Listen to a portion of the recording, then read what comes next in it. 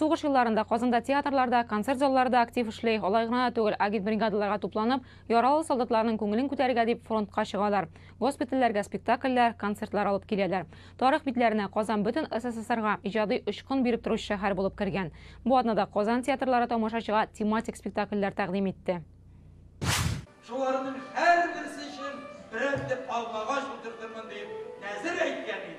Дәһшәтле сугыш 70 еллык тәмамланса да, кайта авазы әле дә ишетелә. Хәтта театрда да. Тинчуринларның Алмагач иле авылы һәр яз саен чәчәккә юкка гына күмелми. Сугыштан исән кайткан ветеранның нәзере ул. Әгәр дә мин сугыштан исән саylанып кайтсам ди ул.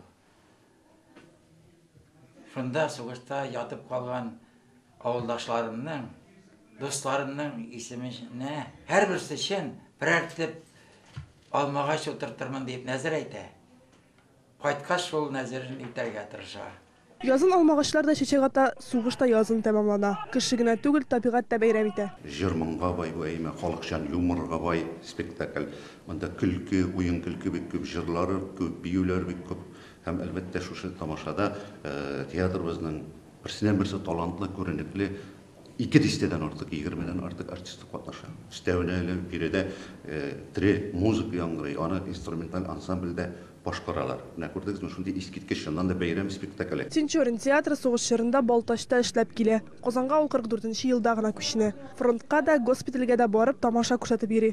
Шул чорга бәйле әсәрләр дә куя. Кайту патриот гаиләсе спектакльләрнең яралы солдатлар елый-елый карый.